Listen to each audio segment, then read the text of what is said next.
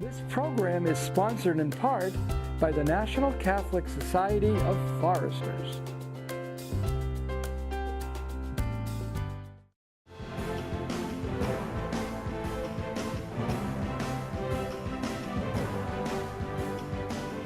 And welcome to Looking at Social Justice. I'm Jim Grant, the host of this diocesan-funded and directed program in which we like to feature a single guest around the topic of social justice in some of its aspects. Today we have a very special guest, Dr. Matthew Jendian, who has been at Fresno State as a professor for 25 years, has been the chair of the Sociology department for 10, and the founder of the Humanics program at Fresno State. We're just so glad. I know Matthew. I looked at some notes from 2006, knowing of the great things that he has been doing at that university. So glad you're here today, Matthew. One way to introduce yourself, I'm sure, is through your own family, which is, I would say, I do know your dad, Deacon Alan Jendian. We are on Faith in the Community, Faith in the Valley, working for many years together. Always a joy to be with Alan. But tell us about, I think, beginning with your great-grandmother, how it is that the Jendian genes are committed to caring for people. Mm-hmm. So thank you, Jim. Good to be with you on this show. And I think that story about my family heritage is really at the impetus behind who I am and how I am and the work that I do. And 3 of my 4 grandparents were survivors of the Armenian Genocide in 1915, and they all have a unique story. But the one I want to share with you today is about my paternal grandmother, who is depicted in this photo with the whole family, the whole Jendian family. This is the last family photo that they took together. It's in 1912. The father left for the United States knowing that times were getting rough in the Ottoman Empire for Armenians. And so he came to the United States to try to find a way to bring his family. And unfortunately, when he had figured that out and wanted to go back, war had broken out. And so he could not get back to his family. And here he's depicted with his 3 sons and his 2 daughters. The youngest is the baby sitting on my great-grandmother's lap in this family photo.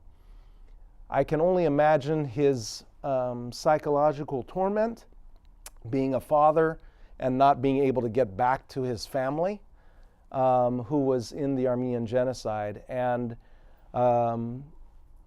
a couple years after that photo was taken, they knocked on their door. The soldiers knocked on their door and said, "Get out of your house. You can only take what you can carry."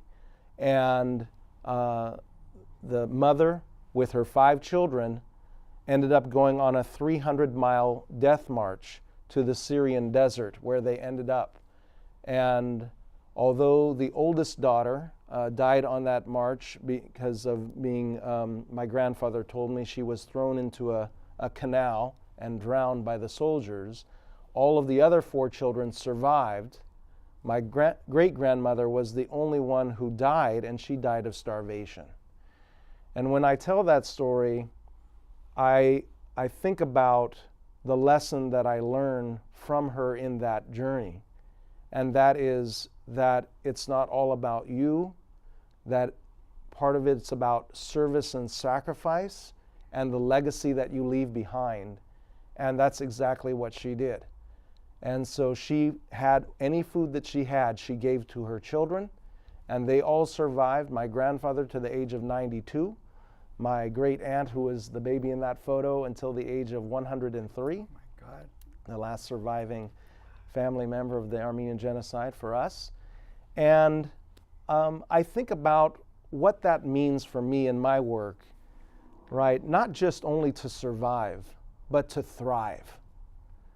And that's what we're trying to do through the Humanics program at Fresno State is creating a thriving Central Valley that is filled with exceptional leaders and enhanced organizations, right, leading to an enriched community. We have another image of you at the university with the memorial for the genocide.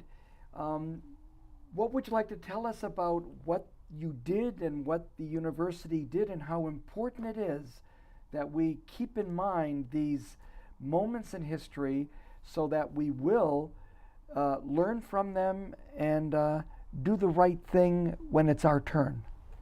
This is two great photos. On the left, you have depiction of the Genocide Memorial Monument at Fresno State. As far as I understand, we're the only public university in the world to have a genocide memorial on its campus. Oh my.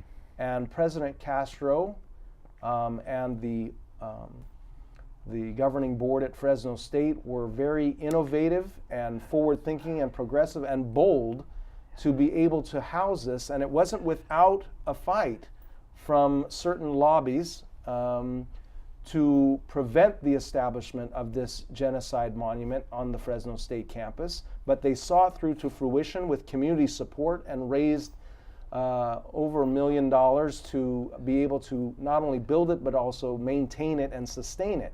And this monument is in particular, it says the Armenian Genocide Monument, but there's a whole, you see those different pillars there. The last pillar is a tribute to all of the genocides that have happened over the last 2 centuries. And it has a list and a map of those genocides. And I remind people of the quote from the famous Spanish philosopher Santayana, right, who said, "Those who do not remember the past, right, are doomed to repeat it." And I think it's very important. In that other photo you saw me speaking at the Genocide Memorial that every year the Armenian Studies program on April 24th holds at Fresno State. Looking forward to participate again this year. But it's just an important thing to remember that where we are now, right, is a product of our history, and that we should not repeat those mistakes from history. We have some images, but some people may not see them, but you're going to tell us about events and persons in a really beautiful order. What about that conference of the AFP conference that you would be able to tell us why that's important, how important it is for us to be aware of what's going on at the university and what the university is doing outside of its own campus? Yes. So one of the requirements, the co-curricular requirement of the Humanics Certificate and minor degree in philanthropic and community-based leadership is for students to attend a national or international professional development conference. And here you see the Humanics scholars that we took to New Orleans in 2018 to participate in the International Conference on Fundraising by the Association of Fundraising Professionals. There were over 4,000 people from around the world who gathered to talk about fundraising and fund development for social causes and fundraising for social change and other types of topics. And our scholars were rubbing elbows with professionals in the field. In fact, for the 6th year in a row, our Humanics program at Fresno State had the largest delegation of collegiate chapter members in the world present at this international conference. And so here you see us all gathered, and it showcases the diversity, the ethnic diversity, the age diversity, the gender diversity of our program at Fresno State.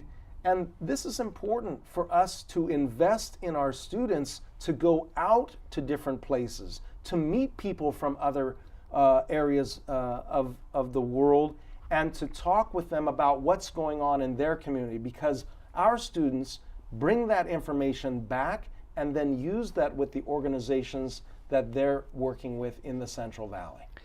We noticed, of course, someone that worked here at the diocese, Luz Elena Estrada. So it's so nice to know that people that the community needs to know, people who work at the diocese actually know these people. Yes, and Luz Elena is not the only one. There was also Brenda Noriega, right, who was also a Humanics alum and worked with the diocese. You also saw a photo, in that photo, of Dr. Don Simmons, right, who's very active in a variety of both faith-based and non-faith-based contexts, trying to improve organizations as they serve our communities. I think we have another session where another conference was held, and why don't we look and see what you can tell us about the importance of this gathering also. So this is also at the AFP conference. You see Dr. Don Simmons there at the podium, and then he's directing comments and questions to the 4 panelists, who are, 2 of them are students and 2 of them are faculty. And I wanted to point this out, that's a photo there of Melissa Casada, who's an alum of our program from the city of Huron, and first-generation college student who's now in the PhD program in sociology at UC Merced. And she was on this panel. I wanted to point out that our students not only attend these professional conferences, they take an active participatory role. And our students, we actually held the first student workshop session at this International Association of Fundraising Professionals conference on fundraising, right? And you see a photo there of that dialogue and discussion. Now you brought your show on the road to Watertown, where is, it's not only where Catholic Television has its headquarters in the Archdiocese of Boston, but it's also a very important center of Armenian study and an Armenian community. Tell us the importance of this gathering of your students. So when we take our students to these different conferences, we're investing in our students to get a rich experience, but not also only to get, but also to give. And so we try to arrange, and I have to give credit to Dr. Don Simmons for his relationships with different organizations and his willingness to coordinate this with me as a lecturer in the Humanics program at Fresno State. Here we see in this photo the students who attended the AFP conference in Boston a couple of years ago gathered around a table consulting with the executive director and founder and a project assistant for the organization Project SAVE. And Project SAVE is an Armenian photograph archive that is preserving Armenian history through the photograph.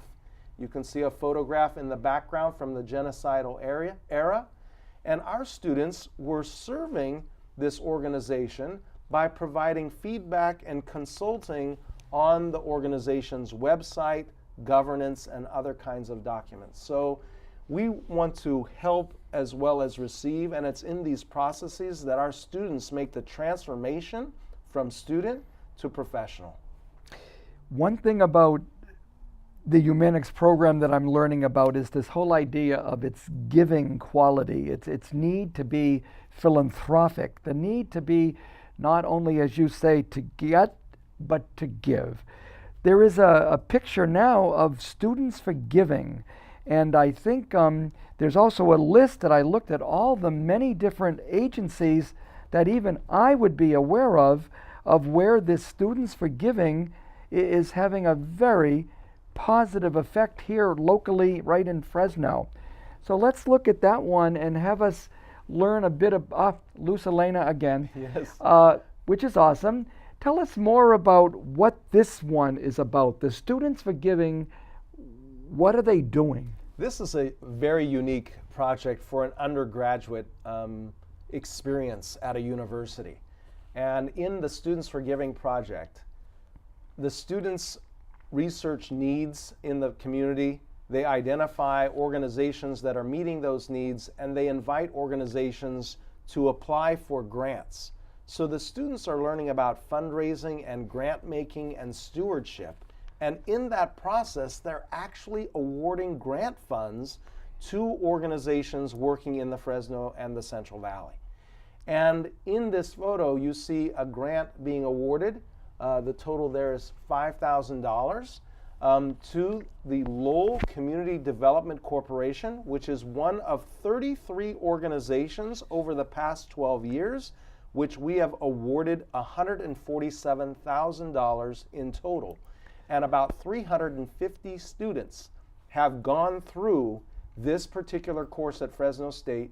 It's Sociology 183S, Philanthropy and Grant Making, and what a project. I tell our students, and they tell me back, that once you award funds through a grant-making process, and we train them on how to review grant proposals, what to look for, they interview organizations, board presidents and CEOs and executive directors, and then they plan for their final exam. They plan a press conference and they award the grants. And you saw that photo at Arte Americas, which is where we will be holding our grant award ceremony in May of 2019 to present this year's grant recipients. You know, the list is just exciting to know that they're very important agencies, ministries, projects. Mi Familia Vota, Fresno Interdenominational Refugee Ministries, Poverello, Ronald McDonald House, Fresno Metro Ministry, Fresno Rescue Mission, Break the Barriers, Wesley United Methodist Church, Naomi's House, Valley Teen Ranch. To think that you are so involved at the university through your program of Humanics, through your young students, it's just so wonderful to think people there at your university are not in some ivory tower doing research that who knows who's going to ever read, but rather actually making an impact right where we live. This is awesome, Matthew. This is, and I appreciate your reference to the ivory tower, because one of the things that I've made known from the very beginning is that I consider myself a public sociologist. This is one of the things that distinguishes the Department of Sociology at Fresno State, because most of our faculty are doing research on local issues, and we have a public sociology and social justice orientation. And we do not want to be seen as an ivory tower. In fact, the word academic, it's ironic to me, sometimes is used as a synonym for irrelevance. Yeah. And therefore, we want to not write in that traditional sense, but transform the word academic and take what we are researching and what we are learning and producing knowledge about and use it to improve the community and get feedback from the community about what we need to be researching and what we need to be teaching and what we need to be learning. And so we have a slogan in our Humanics program that the community is our classroom. Nice. And we want our students at Fresno State to not just be students who come into a classroom, sit in a chair, and read from a book. They're getting a real education, relational, experiential, applicable, and learner-centered, and they are taking that into the community through that Students for Giving project, the grant-making project, the capacity building project, the public policy and advocacy project, and they are applying it in the community, and it's a great learning experience. It is. This has been a learning experience for me. I knew in some broad strokes of what you did. I've heard so much about the success of the Humanics program. I have seen people when I go to meetings and they are interns at an agency, we're from the Humanics program. I go, oh my God, Matthew Jendian is everywhere. But what's exciting, Matthew, is to see it fleshed out now with people, projects, and something that I am really becoming so glad to be having this interview with you today. I'm learning so much. Thank you. And one quick word on this is the word humanics itself. Yeah. People hear that term and they're like, what is that? And I said the same thing when I first heard it. But I learned that that word was coined in the early 1900s in a Springfield College in Massachusetts. Figures. And it referred to a program of study that they developed that would prepare individuals in spirit, mind, and body Wow. in leadership for service to humanity. Oh, yeah. This is humanics. Yeah. The idea of the human is very clear. Just that X at the end, it throws me off. Yes. But Whitney Foundation, we finally get to the heart of the matter. Tell us about Ellen Bush, whom I know in a different capacity. I know her as an Aramaic scholar. Yes. And she has this wonderful capacity of wanting to get to the word of Jesus in Aramaic. I did not know she was the Whitney Foundation. Tell us about Ellen, and we have a picture. Yes. So Ellen Bush is pictured here with Daniel Gonzalez, one of our recent alumni who's now working with Kamala Harris's office. You see several others there too from the university, both students and administrators. Angela Graham, my good friend, who comes to so many social justice gatherings on the far left back corner. Mm-hmm. And Paula Castadio on the left in the first row, Director of Development at Fresno State. She's the Vice President of University Advancement there. And it's Ellen and the Whitney Foundation. Ellen is the Executive Director. Song Vang, Humanics alum, is the Board Chair. And the Whitney Foundation was founded about 19 years ago, and the in memory of Catherine. And Catherine talked about Catherine Whitney Stevens, right? Talked about making a difference, right? And how organizations can fall through the cracks. And we need to use what we are given, right, to help those organizations that are falling through the cracks, meeting needs. And so use what you are given, right, to serve and give to others. And with that, we had a partnership form between the Whitney Foundation and Humanics at Fresno State. They initially made a $20,000 investment in the Students for Giving project. We were good stewards of those funds. And last May, there was a $500,000 endowment established by the Whitney Foundation in partnership with the Central Valley Community Foundation to set up an endowment that would forever fund, based on the proceeds from dividends every year, the Students for Giving project at Fresno State. Wow. And that kicked off the endowment of the legacy of both Catherine, Ellen, and the entire Whitney Foundation for continuing the great grant making that they have done for the last 2 decades in the city of Fresno. And now the Whitney Foundation has challenged us for a second endowment to help us fund the other projects in the Humanics program at Fresno State. And that is the $300,000 match challenge by June 30, 2019. And what are you going to do to get $300,000 to match the $300,000? Which I commend Ellen and the board of directors for pushing us to demonstrate Wow. that we have the capacity to raise those funds. I want to thank President Castro for stepping up and coming up with $125,000 towards that match. Good.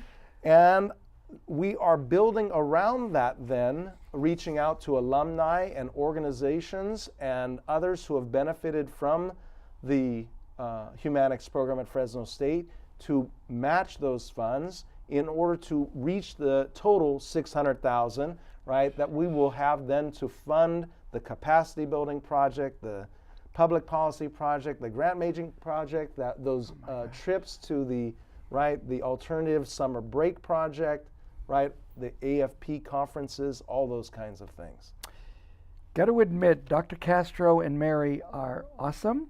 They're at our parish. I just had to say that, at the St. Paul Catholic Newman Center. And it is just amazing the energy that the Castros have brought to school. It's just palpable. Yes, and their commitment to improving the community and Fresno State as a vehicle, right, for that, the emphasis on relationships, that relationships matter, and the willingness to make bold decisions demonstrate, right, his commitment both to the university and that mission. One word about summer break. You guys evidently, when you do a summer break, it's not necessarily a break. You're doing something awesome. You go to Boise, Idaho. Tell us about the most recent summer break and what you accomplished there. So all our alternative summer break project was a service experience and learning experience. Really, we call that service learning. And here you see those students gathered in front of a memorial tribute. And you see Don Simmons there. You see Ellen Bush, who was our host in Boise, Idaho, and Salt Lake City.